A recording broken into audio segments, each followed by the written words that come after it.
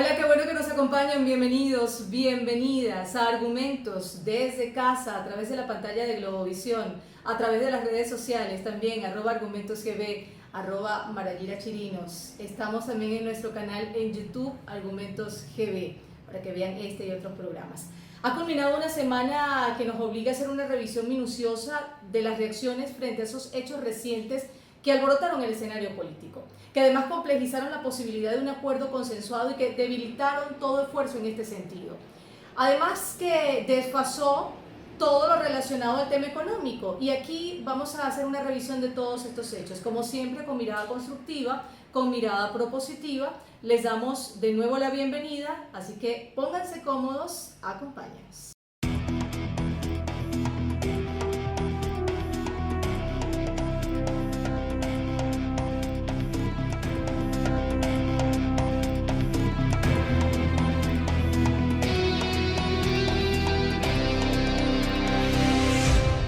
Todo lo ocurrido esta semana tiene varias miradas, como siempre. Argumentos que van desde la agenda golpista continuada, que es el argumento del gobierno, hasta cortina de humo para tapar los múltiples problemas que contemplan esta crisis generalizada de la población, argumentos de la oposición. Lo cierto es que estos hechos distan mucho de las recomendaciones que vienen incluso de organismos internacionales dirigidos a centrar la atención en la gente, concentrados en la pandemia, que también nos preocupa en este momento. Es el argumento de Antonio Guterres, el secretario general de la ONU. Con este argumento vamos a comenzar nuestro programa del día de hoy. A las partes beligerantes les digo, cesen las hostilidades, dejen de lado la desconfianza y la animosidad, silencien las armas, detengan la artillería, pongan fin a los ataques aéreos.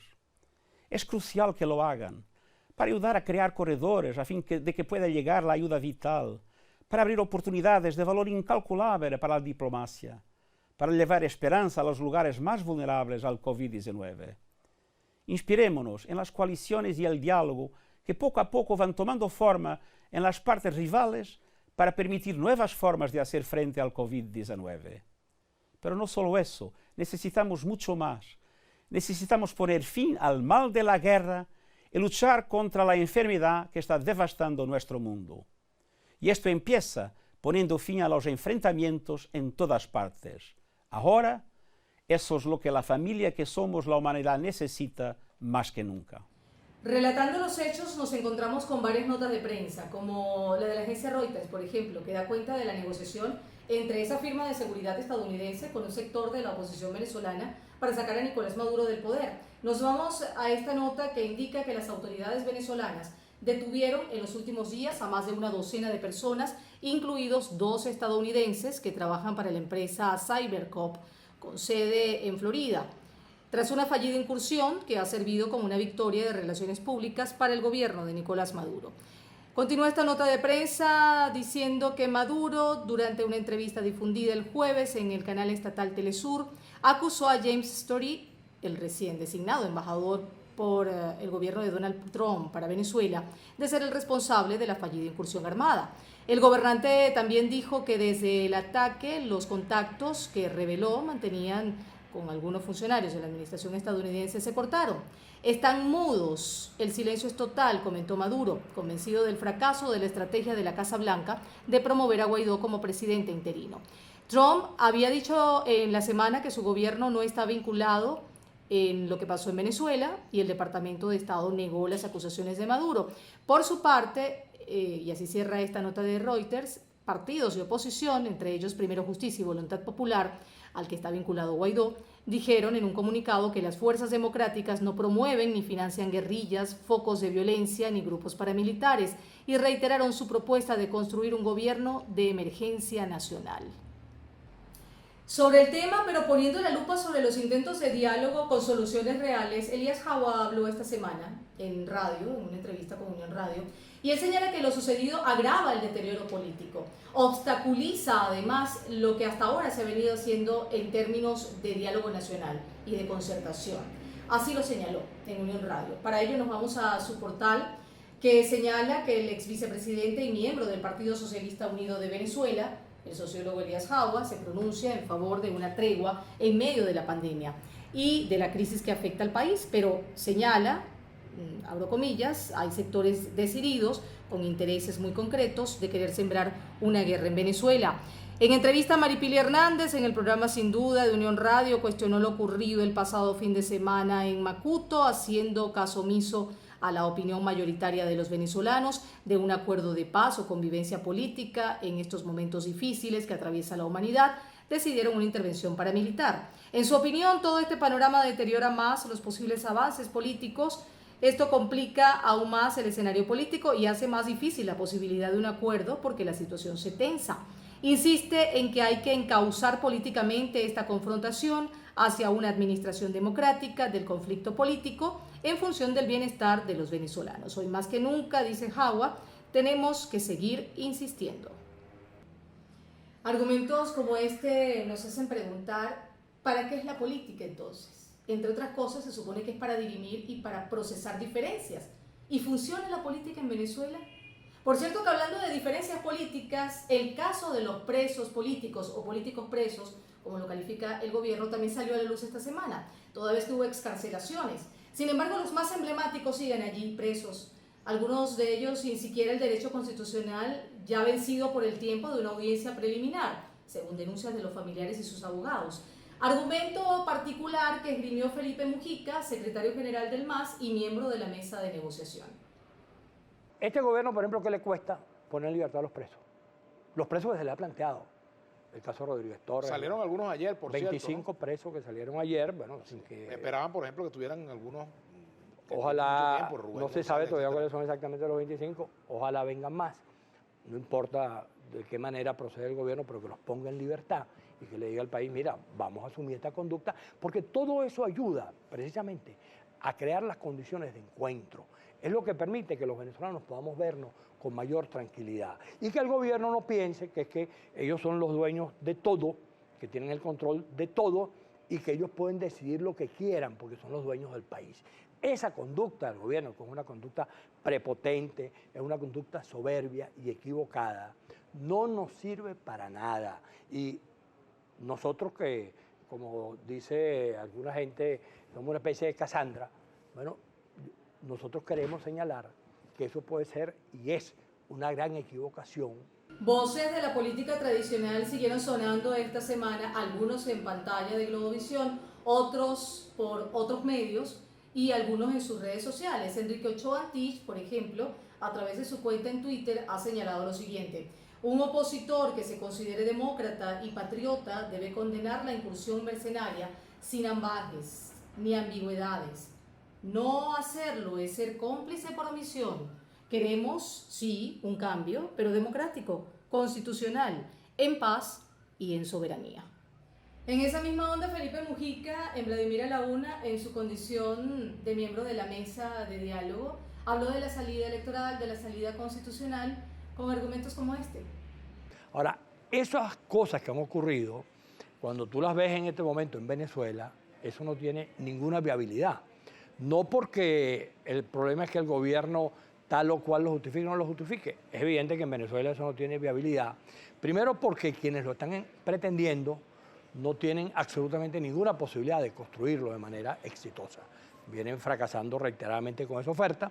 Esa oferta ha sido confrontada cuando un grupo importante de organizaciones políticas se han declarado abiertamente en contra del uso de la violencia y hemos dicho el camino es electoral, el camino es democrático, el camino es constitucional, es precisamente porque creemos que el otro no tiene ningún sentido. Y si tú lo juzgas a la luz de lo que ha ocurrido en Venezuela, desde todo este proceso, desde el año 2002, para alguna referencia, hasta hoy, es evidente que la salida electoral y la salida democrática es la que ha tenido pertinencia y posibilidades. Pero todo lo relacionado con el tema electoral se detuvo, al parecer.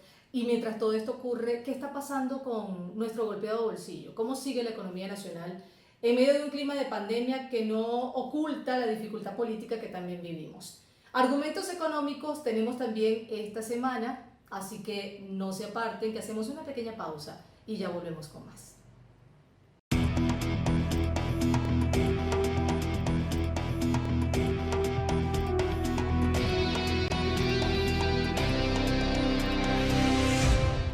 Estamos de vuelta vuelta, @argumentoscb en Twitter e Instagram, @Marayira Chirinos también a su disposición.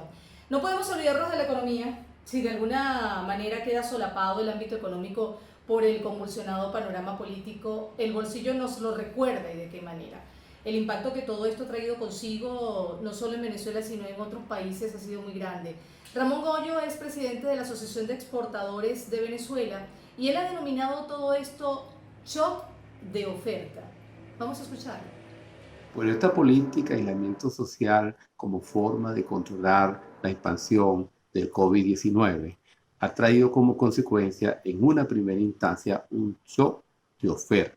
Es decir, se paró la producción industrial. Al pararse la producción industrial, se paran las compras de materias primas e insumos que requiere ese sector.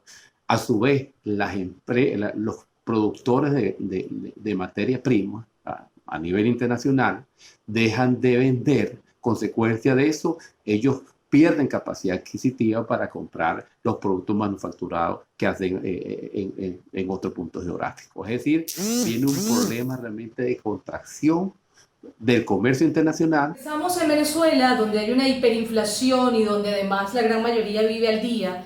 Nos encontramos con la disyuntiva que seguramente ha hecho parte de sus debates en casa o con sus cercanos. ¿Podemos seguir confinados en casa? Es una decisión que trasciende lo meramente capitalista, como dirían algunos. Es hasta un asunto de supervivencia. ¿Cómo lo ve Felipe Capozolo, presidente de Consecomercio? Vamos a escuchar sus argumentos.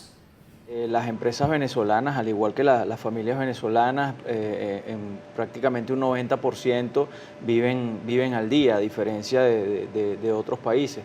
Por lo tanto, la emergencia de COVID-19 llega al país encontrándonos después de muchos años de hiperinflación, de crisis, de recesión, y por supuesto que en este momento la población se debate entre si seguir manteniendo y resguardándose para no contagiarse o tener que salir a buscar los recursos necesarios para sí y para su familia. Ya la cuarentena se ha extendido durante muchos días, durante mucho tiempo, y va siendo hora de que se vaya modificando un poco la estrategia para darle paso también no solamente a atender la pandemia, que es importante, por supuesto, porque se trata de la vida de las personas, pero también atender un poco más, con mayor profundidad, el tema económico. Debemos llegar ahí a un punto medio, una estrategia más dinámica. Una entrevista muy comentada esta semana por abordar el tema del tan deprimido, por no decir deprimente, salario mínimo en Venezuela, fue la de Carlos López. Él es coordinador de la Central Bolivariana de Trabajadores. Admitió muchos errores, aunque muchos de ellos intentó justificarlos con argumentos como este. Volviendo al tema del salario que tú mencionas, el salario en Venezuela está permanentemente depauperado y destrozado. ¿Por quién? Por una hiperinflación que no se justifica, que no tiene razón de ser. Una hiperinflación que sale de los laboratorios de manipulación de la moneda venezolana y que un grupo de empresarios o empresas monopolistas, tanto de la alimentación como de las industrias farmacéuticas, como otras áreas cruciales, obedecen ciegamente la orden que le dan desde una página web y inician la escalada de precios. No está justificado por ningún aspecto. Se ha hablado mucho, muchos economistas, que para mí son economistas totalmente fuera de lugar, ¿verdad? Hablan de un supuesto aumento de la liquidez monetaria artificial por parte del gobierno bolivariano. Resulta que en Venezuela el índice de monetización en los 5 años de guerra económica ha ido en descenso, lo cual es falso de que haya habido generación de monedas sin respaldo en Venezuela. Y a propósito de la hiperinflación y el salario, vamos a revisar precios actualizados que dio a conocer esta semana el Ministerio del Comercio. Para ello nos vamos a su cuenta oficial del organismo rector del comercio en Venezuela, que con tabla anexa dice lo siguiente: atención, presentamos la actualización de lista de precios acordados en mesas de trabajo permanentes con el sector productor de alimentos en el país en pro de garantizar el abastecimiento para el pueblo. ¿Qué vemos allí? La tabla con los 27 productos, con la denominación en bolívares y en petros. Pero, ¿qué suele ocurrir luego de presentar la regulación de los precios? Que comienzan a desaparecer de los anaqueles. Normalmente ocurre eso. Aparece el fenómeno del bachaqueo. Felipe Capozolo se refiere desde el punto de vista de empresario, de su gremio, con estos argumentos. Escuchamos. El control de los medios de producción, el control de los precios y en definitivamente cualquier control que se quiera ejercer sobre la libre actividad empresarial es la vía rápida para que los productos desaparezcan. Y eso lo sabemos todos los venezolanos porque tenemos ejemplos tangibles, no de la historia lejana, sino de la historia reciente. Ya en Venezuela tenemos un posgrado de controles y creemos que no es el momento para eso. Precisamente desde que comienza la crisis, la empresa venezolana, desde la agricultura, la industria, el comercio, estábamos todos muy acoplados con una idea bien clara. En este momento de tanta dificultad, el pueblo venezolano tenía que saber que nosotros estábamos allí, estamos allí a su lado, estamos trabajando y hasta el sol de hoy hemos procurado los productos y los recursos necesarios para que la oferta esté allí. Pero el representante de una organización clave en el sector agropecuario y ganadero sí ve con buenos ojos la regulación de los precios hecha por el gobierno. Agustín Campos es presidente de Confagam y él argumentó esto en primera página. Que yo no lo llamaría ni regulación ni control de precios, sino que yo lo llamaría como un encuentro de cooperación entre los sectores públicos y privados para en medio de esta pandemia que afecta al mundo, no crear en Venezuela ningún pánico colectivo, sino que el pueblo venezolano tenga por lo menos en esta época que donde se está afectando su estructura doméstica, su estructura social, el pueblo venezolano no sienta que los alimentos cabalgan sobre una ola especulativa y eso hay que ponerle un parado.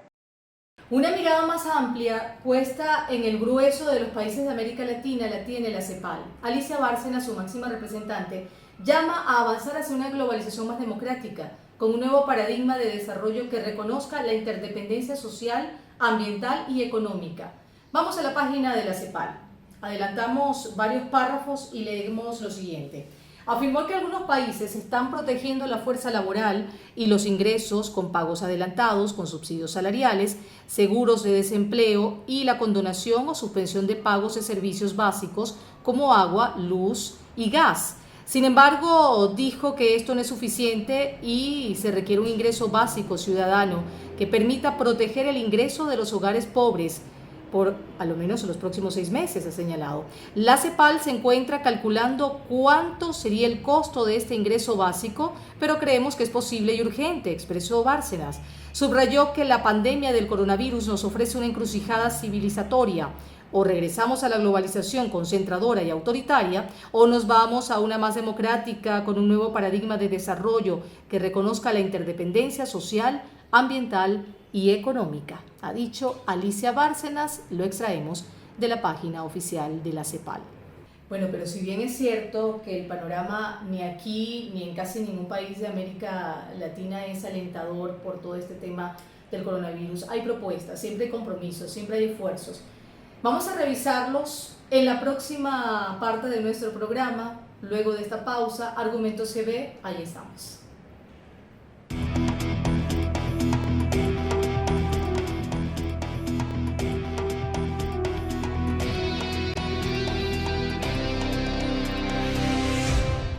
Seguimos abogando por ese periodismo constructivo y propositivo a través de argumentos por Globovisión. La CEPAL nos presentó el escenario que vivimos con algunas luces para sobrellevar toda esta situación. Pero como cada país tiene su realidad, la venezolana es tan particular en todos los ámbitos, vamos a aterrizar en la nuestra con un primer repaso de los argumentos que en este sentido esgrimió el presidente de Concecomercio, Felipe Capozolo. Mira, por supuesto que son medidas que vienen a tratar de limitar el radio de acción del gobierno nacional en función de un problema de origen político. Y en un país donde dependemos de una manera tan determinante del Estado, pues por supuesto cualquier afectación del Estado termina por afectar al resto de la sociedad. Y esa afectación del Estado viene dada no solo por la muy mala gestión en algunos aspectos, sino por las sanciones que, a decir de muchos, afecta a todos.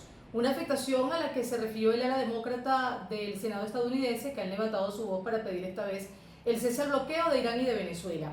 Alba Ciudad es un medio afecto al gobierno venezolano que ha recogido la información, allí la tenemos en pantalla, Exactamente la han extraído del medio internacional Hispan TV y dice que los congresistas enviaron una carta al secretario del Departamento de Estado y al secretario del Tesoro para pedir la suspensión por 90 días y permitir la recepción de asistencia humanitaria.